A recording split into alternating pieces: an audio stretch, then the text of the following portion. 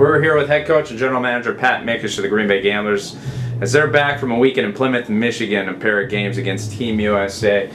First and foremost, let's talk about that Friday night game. A lot of resiliency on the team. You guys pick up a 2-0 lead in the first period. They battle their way back, but then Ryan Smith with a huge goal to bring that game back into overtime. Yeah, Ryan had a great shot through on a face-off play by Jared Spooner, but it was one of those games that it was back and forth. We get that early lead, and then they push back on a couple of nice plays by their top-end guys, and then get into overtime. A situation where we've been good lately and we just couldn't come up with a face-off in our own zone, and that 3-on-3 play, if you're not winning face-offs, you're not going to get puck possession, and they continually won those, and we paid a price for it.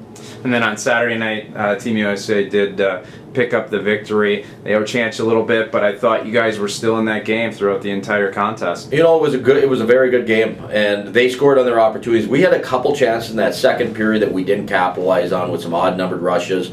But, you know, for the most part, it became a special teams game where they end up picking up 2 big power play goals.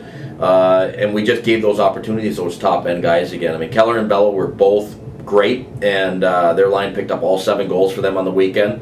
And you can't give those top guys that many opportunities that we gave them.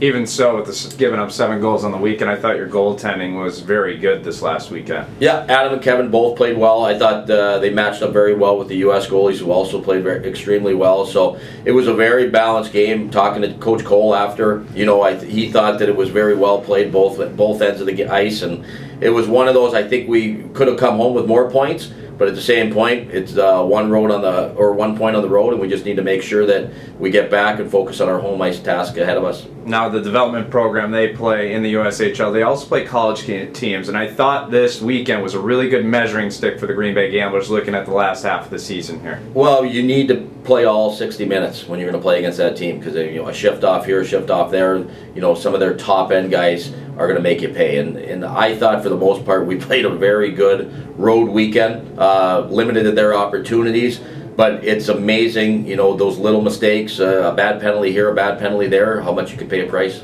Now, that's something the guys are going to learn from, though, as you guys review tape going into a weekend against Fargo here at home.